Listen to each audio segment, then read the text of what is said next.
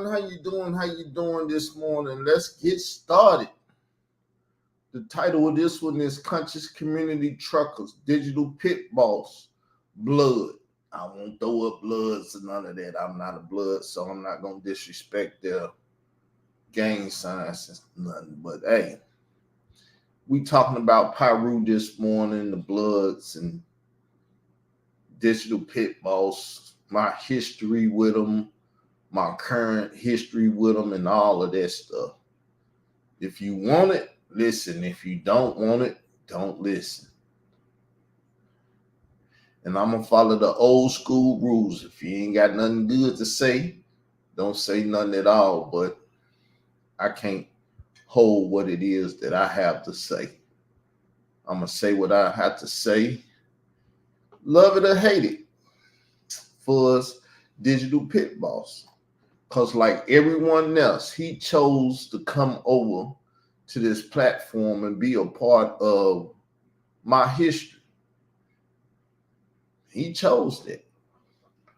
I didn't chose him. He chose me. But hey, it's cool. Whatever. So, let's get the documentation. Boom. Let's see how it look on the screen. I guess y'all can see it some. If not, it's all good. Now we begin. Conscious Community Truckers and the Potential for Habitual Line Crossing with Traffickers Part 5.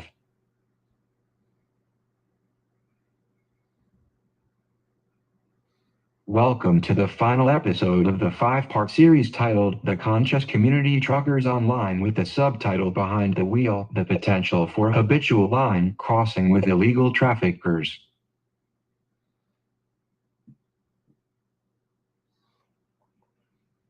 Being that this is the final episode, we will be covering a lot more topics and subtopics than in our previous 4 episodes. So you all may want to make some extra time for this one because I have a lot that we'll be unpacking here. Ooh, we're about to unpack a lot. Years of history.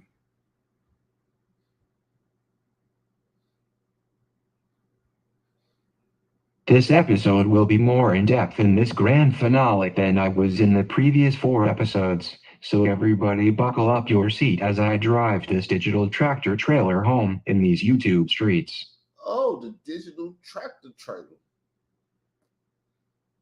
Before I get more in depth on my relationship to the trucker, the digital pit boss, let me give you all my normal recap on the previous episode, which was episode 4.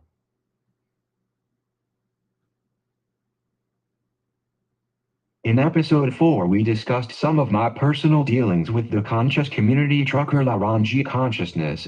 Episode 4 was to express how my interactions with Laranji consciousness involved some similarities to my interactions with the faceless YouTuber The Unseen Soldier, mainly when it involved my run-ins with YouTubers like Michael Edwards, the RBG Hebrew, and Bossin the Arab. Yes. Make sure to go watch the playlist on my channel of episodes 1, 2, 3, and 4. It's 3-1 right now. I get 4 and 5 up there this afternoon. Now I want to introduce you all to a popular term or phrase used in the digital world as a sub-theme for this episode, and so you as the viewers better understand what the plot and the significance of this episode on the Conscious Community Trucker Digital Pit Boss all is about. So the Conscious Community Trucker Digital Pit Boss, or the Conscious Community Pyru Blood Digital Pit Boss, or the content creator and the Conscious Community Digital Pit Boss.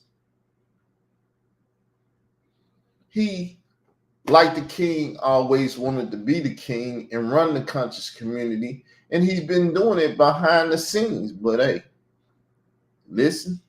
The term or phrase that I will be using throughout portions of this episode is words troll farm. Troll farm.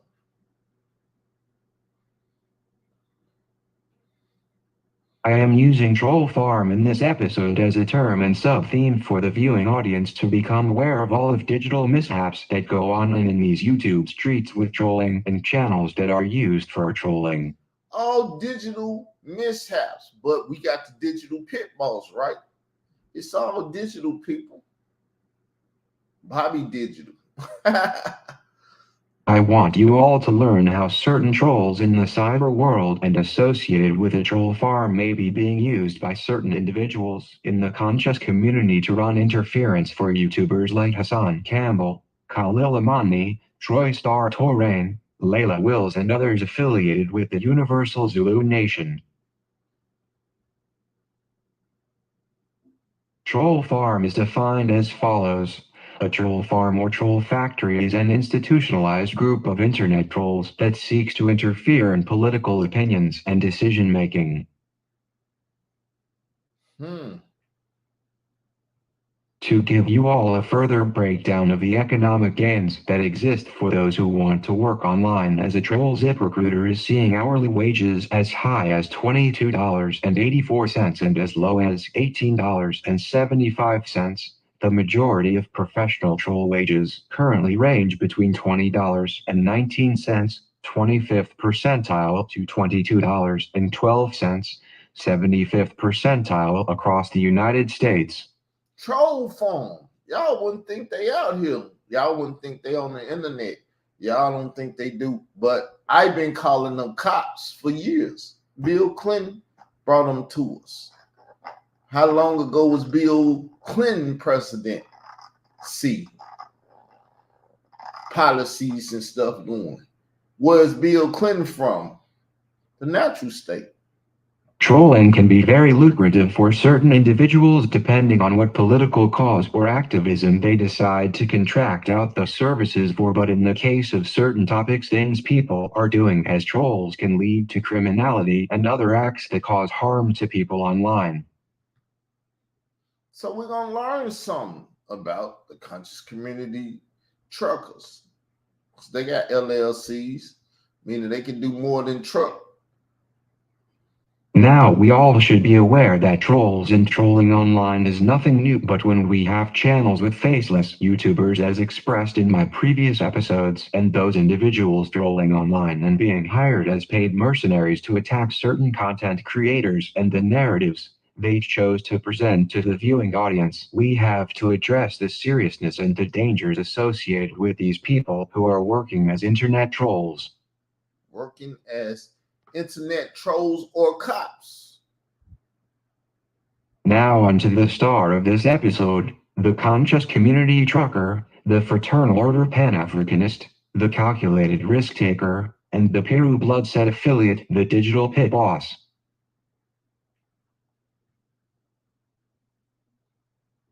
Digital Pit Boss is someone who was an affiliate of this platform very early on, and I will not lie to you all when I say that he helped me to somewhat develop the very term that my platform popularized online, as I call what takes place online in the conscious community, these YouTube streets. Yes. Digital Pit Boss was a good person that helped this platform a lot back in the days. But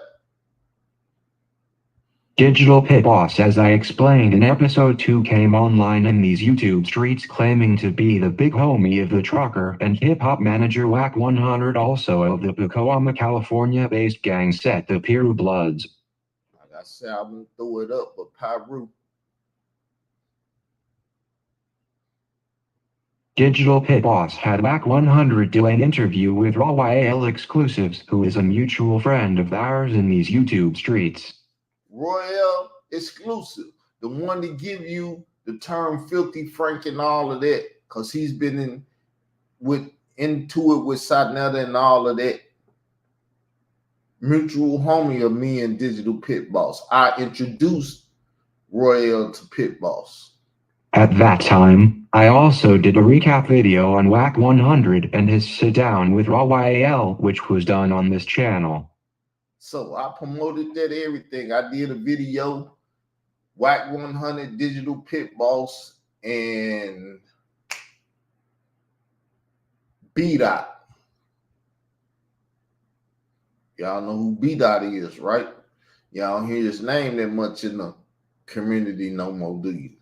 As I explained in episode 2, it was Digital Pit Boss who informed us that he, as being older than WAC 100, started in his trucking business before WAC 100, and also that he was the one to inspire WAC 100 to get his CDL license and to start a business, and how that business has brought in over $1 million in revenue for WAC 100. So Digital Pit Boss, a very, very good brother, like I said. He didn't help people start businesses and everything. How legal are some of the businesses and stuff? I don't know, but hey. Digital Pit Boss is someone who, like many others, sought me out online, but he was alongside me in my earlier blog talk radio days before we allied forces on YouTube. So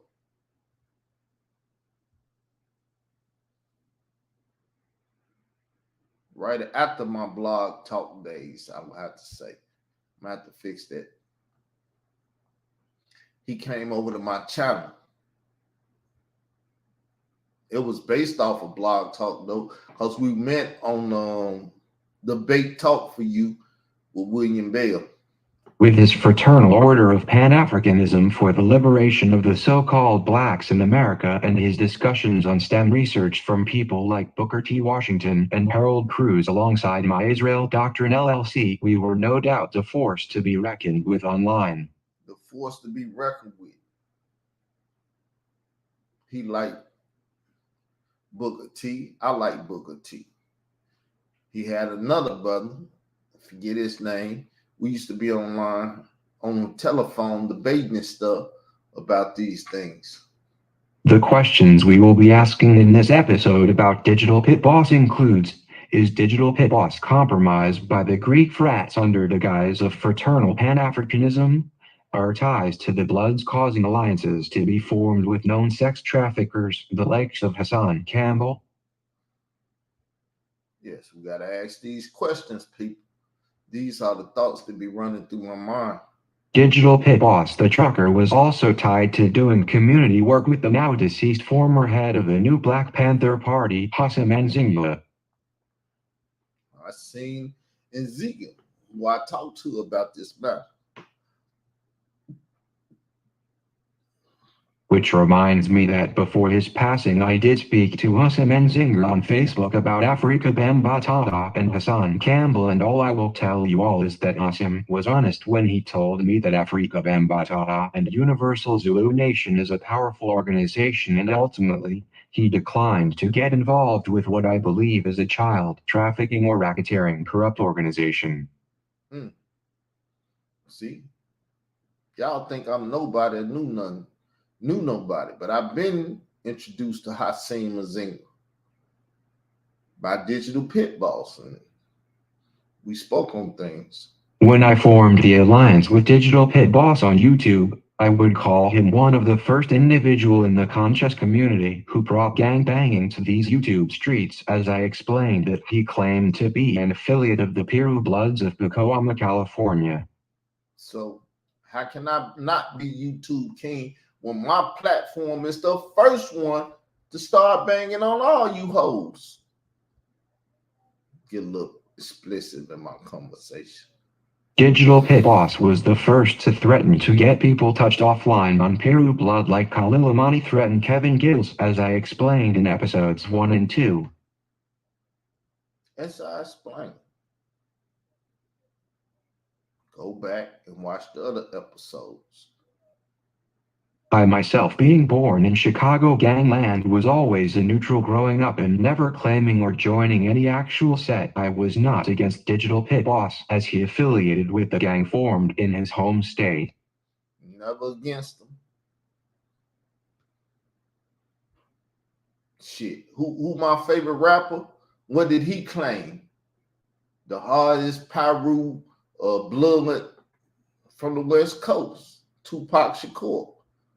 The height of digital pit boss banging back around 2014 or 2015 would probably be his video titled The Sonnetter Effect, where he did a multi-hour live stream that led to a confrontation with him and brother Polite, where threats of violence was made between Polite claiming Crip affiliations and digital pit boss have Peru blood ties. You see that? The digital pit boss effect came off of my platform though, but he was always trying to cipher people over to his calculated risk takers.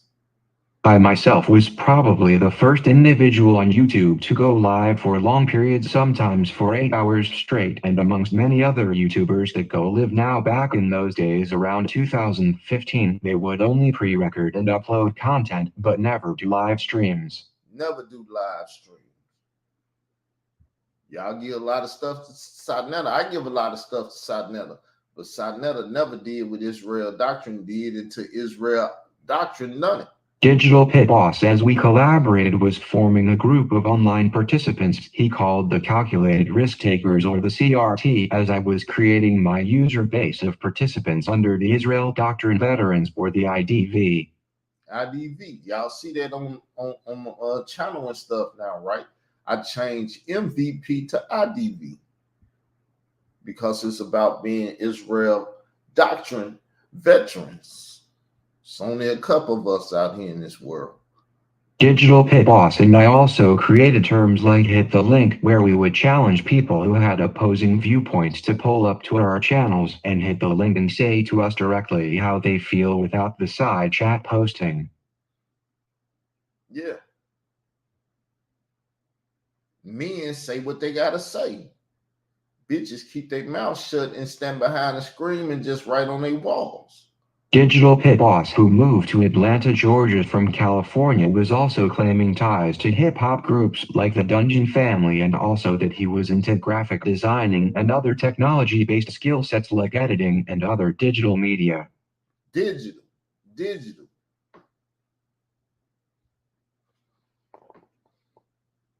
He went beyond just the streets. He was doing digital stuff. Digital Pit Boss is responsible for creating the logo for the Dagger Squad and also for doing some editing of my former viral video Israel Doctrine's Revenge, as he at the time added effects to my video I was working on to go against certain conscious community platforms like Sonnetter TV and Black News 102.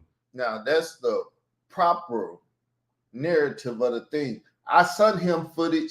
He edited after I gave him the majority of the footage and stuff. You don't believe me? Let me pull it up right quick. See, I can show you better than I can tell you. I can prove everything that I'm saying. Anything I say, and it's going to be relevant, I can prove it. Let me find it right quick. Let me go to this other page.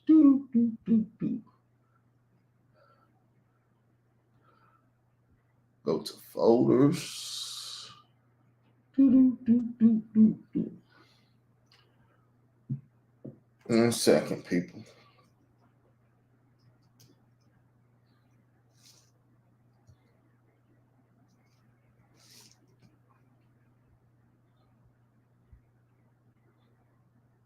Got to do a little research and find this stuff, but I said I got it, didn't I? Did I not say I had it?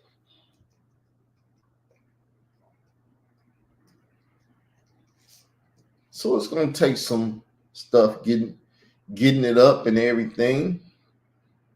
I have to prove what I say, though, right?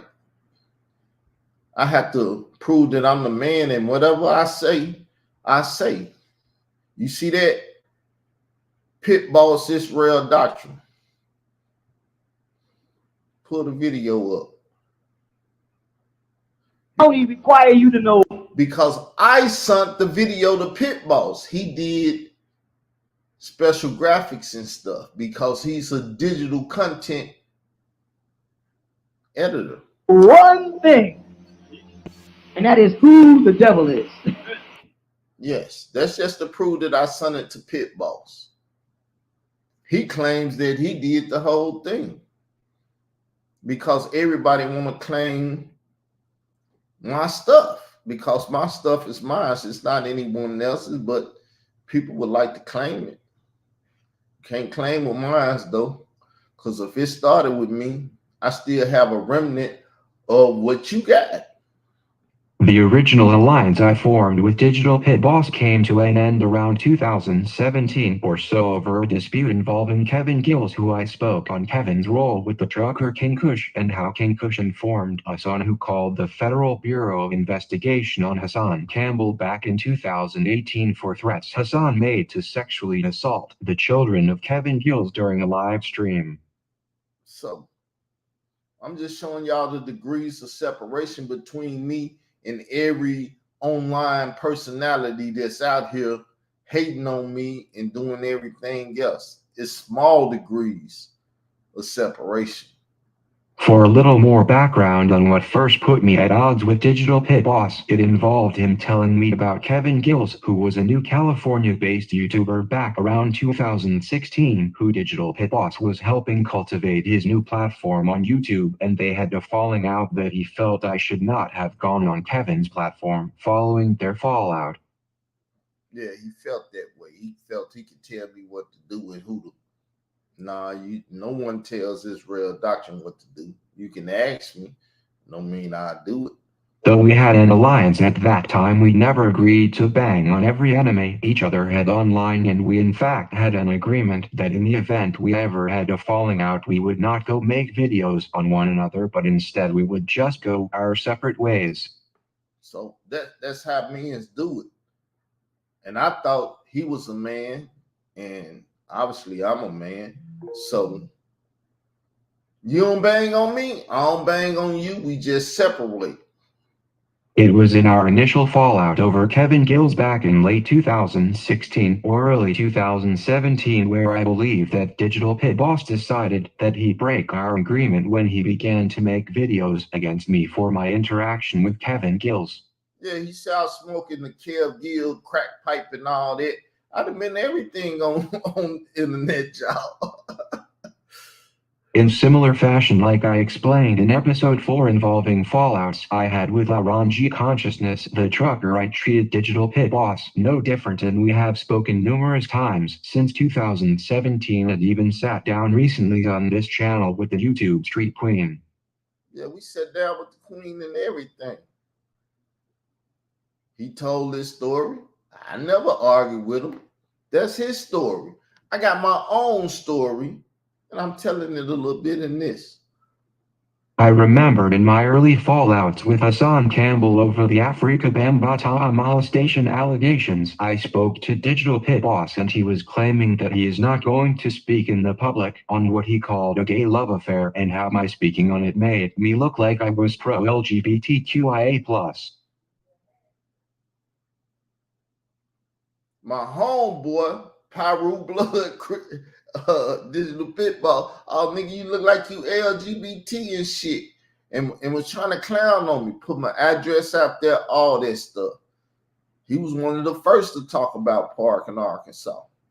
Digital Pit Boss, who spent years going at people like Shaka Mose for some reason over the years, has not one video speaking directly against the biggest scammer to ever hit YouTube and Hassan Poppy Campbell. Digital Pit Boss won't fuck with her son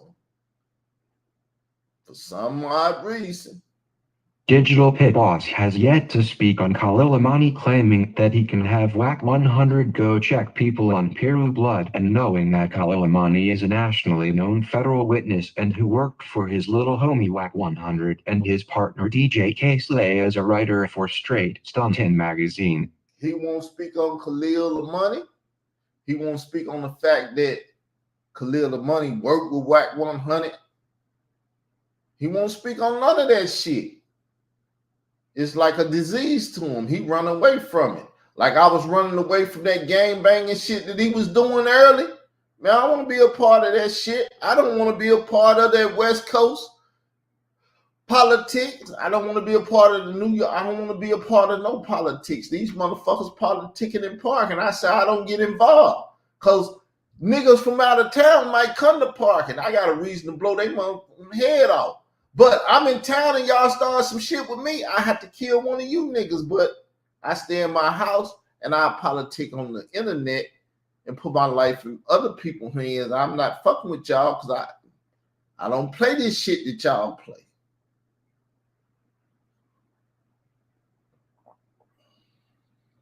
Digital Pit Boss knows that his little homie Whack 100 openly endorses that he is pro-LGBTQIA+ and agrees with the stances of Khalil Amani, yet he claimed with me when I was going at Hassan Campbell that I was the one who was looking gay in YouTube streets.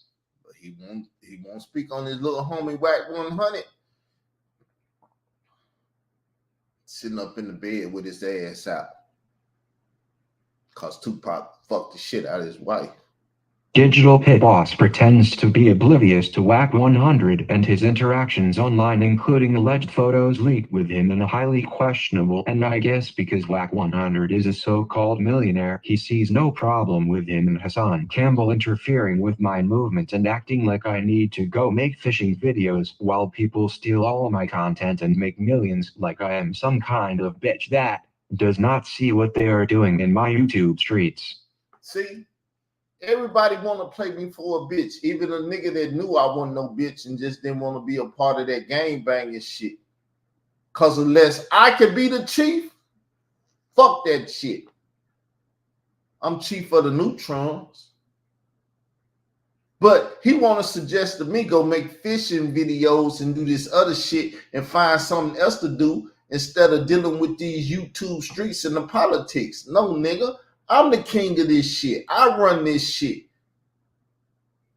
And you bitch ass niggas let bitch ass niggas in my streets do what the fuck they want to do. Y'all just like motherfucking the niggas that on snow and shit. Y'all come out here, y'all do this shit in these YouTube streets. You put people on, teach them how to be YouTube cops and troll forums and all that other shit, but won't say shit.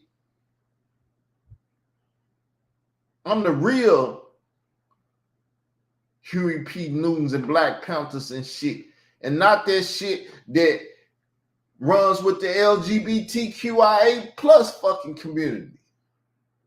Digital Pit Boss like Whack 100 will claim that California Peru Bloods are of a different pedigree to New York Bloods and other said affiliate claiming blood outside of Pacoima, but to me I see a full-on assault in the YouTube streets with the Bloods including Whack 100, Hassan Campbell, Tekashi 69, Khalil Amani, 10 Toes Down TV, 05 of the movement and a gang of Bloods online. Gang of Bloods, they all down with the booty chasers. They all agree with it. I would say even Digital Pit Boss, he don't speak against it, do it? Digital Pit Boss is not active on YouTube like he once was from his main channel, and he is not speaking against my movement on a platform at this moment, so what is my issue with him choosing to remain silent? That's for the queen. How you doing this morning, queen? I know you working. There go my queen, y'all. YouTube street queen. Because she'll ask me a question. Why you got a problem with him? I thought y'all was just cool and shit. Shall I explain? Yes, indeed. Here is where I explain what I see Digital Pit Boss, the trucker, has been doing to interfere with my movement online against Hassan Campbell and Afrika Bambaataa and the habitual lines being crossed to run cover-ups for potential trafficking of illegal firearms, narcotics, humans, sex, and even children, in which includes Khalil Amani aka Shitty Blood. Shitty Blood. Y'all don't think he claimed to be Shitty Blood? That nigga know who he is. That nigga Shitty Blood. When I called the Federal Bureau of Investigation live on YouTube for Hassan Campbell's threats on my chat room moderators, Sonetter's wife, and his children, Digital Pit Boss made videos showing the audience my home state and the town of Parkin and acting like he was not aware that his little homie was running with the federal informant Khalil Amani. Yeah, he put me out there. Nigga didn't gangbang on me, but he did set my location, Park in Arkansas 72373, and all the rest of the shit. Y'all go get them. Y'all can go get them.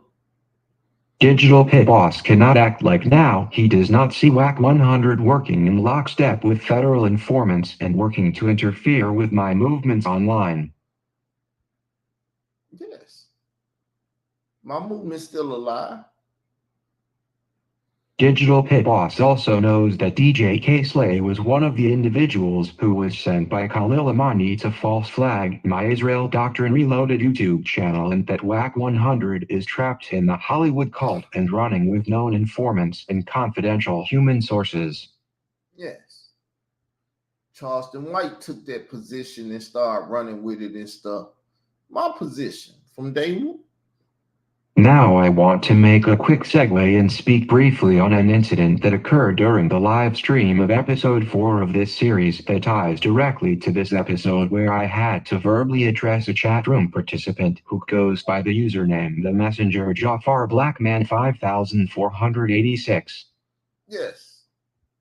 Who, me, and others call Digital Pit Boss. It's not the only troll page you got.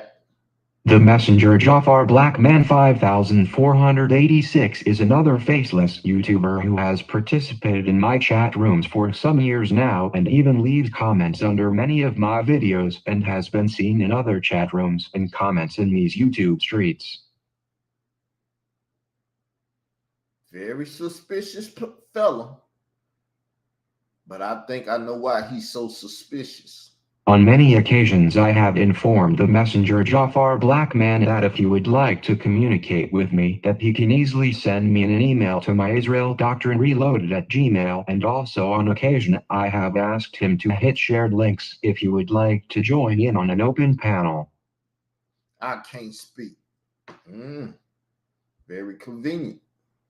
As a result of the Messenger Jafar Blackman failing to properly identify who he is, declining to email me, or in the least by joining in on an open panel or call, and I told him during the live stream that I would appreciate it if he does not participate on my channel moving forward. Stop participating in that gossip shit. That California Pyru blood shit. Gossiping like hoes. With the severity of the topics that the Messenger Jafar Blackman participates in while he is inside of my side chats during my live streaming, and the certain comments he leaves on my wall, I believe that Jafar has been a provocateur of many disputes I have had online with other particular YouTubers, the likes of Khalil Amani, who I explained in previous episodes. Khalil Amani is a nationally known confidential human source for the Federal Bureau of Investigation. Sonata teacher. By going to other channels and commenting, and then coming to my channel and trying to steer certain conversations to have me address other YouTubers who I tend not to watch, I started to see the Messenger Jafar Blackman as an online troll.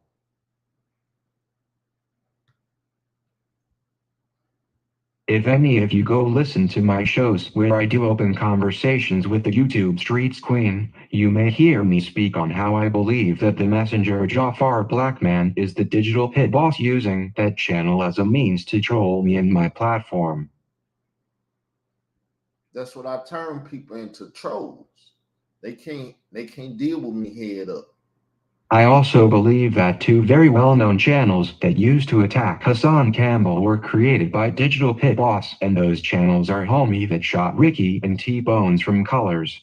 Yep, Homie That Shot Ricky and T-Bones from Colors. Wasn't that the blood that shot Ricky? Ain't T-Bones from Colors a blood? Who else will perpetrate a blood but a blood?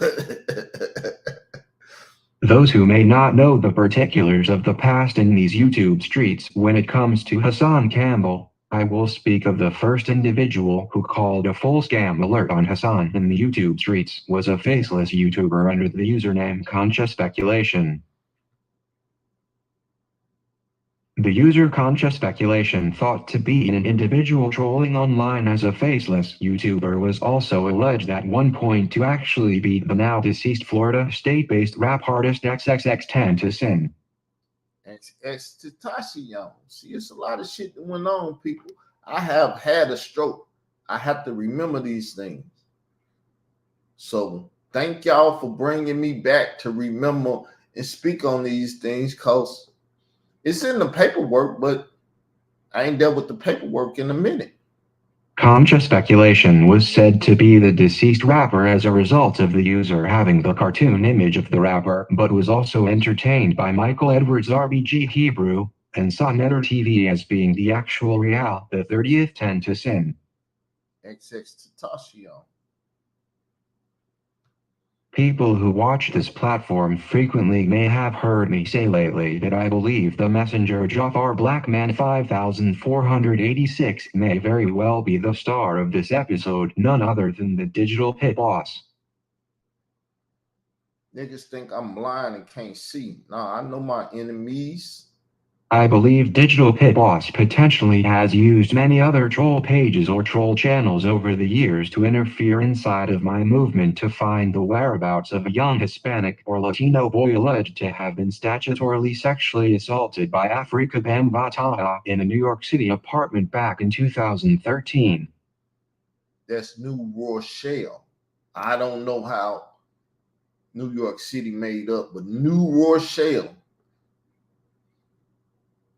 Some things I want to make sure y'all know exactly what it is. I myself once aligned with Khalil Amani to find out what happened to that boy who stabbed Afrika Bambaataa, but the truckers in the conscious community aligned with Khalil Amani after he turned on my movement. Everybody and their mama against me when they should be against the son, but to interfere with justice against Afrika Bambaataa, Hassan Campbell, Layla Wills, the Snitch Network, and Khalil Amani, the conscious community truckers, habitually line cross, and that includes cover-ups for Mickey Benson and Muhammad Stanley Bell Islam of Zulu Warriors Security Company, and Ahmed Henderson, who was the manager for Afrika Bambaataa and alleged to have gotten stabbed by the victim of the statutory rape on April 1st, 2013. There go the movement. The movement has never died, people, though they've been trying to kill the leader of the movement for a while. As I move forward, I see the 6 degrees of separation to DJ K-Slay, who Khalil Amani alleges was a child trafficker for the Universal Zulu Nation, and WAC 100's connection to the digital pit boss, Kevin Gills, and King Kush, the unseen soldier, and the truckers running cover-ups for Hassan Campbell, and the family ties to the Bloods with Tekashi 6ix9ine and 10 Toes Down TV. And to think about it, I think LaRon Campbell is a blood too. Now that I'm thinking, I'm sitting up here listening like, and LaRon said he's a Pyru blood from Pacoma. He was put on in Pacoma. Hey, it's no coincidence, people. As we close this series, I asked the viewers to get in tune with my movement and platform and see why Israel Doctrine Entertainment LLC is the cornerstone to oppose the modern conscious community online, and why I call myself the king of these YouTube streets. So listen to the suggestion and do as asked, please. Hit the like, share the video, and subscribe. Hit the notification bell so you can get a notification. That's it, y'all.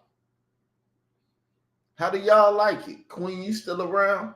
Anybody willing to speak on it or talk and stuff? This is the very last episode of it. I might start another one, but this is the 5-part series. Anything to say? I guess I'll start something else. But it's time to get up off of here. If I don't do nothing but go to sleep. It's time to go, people. Peace. See y'all on Sinetta's tonight if he opened up the panel. I'm out.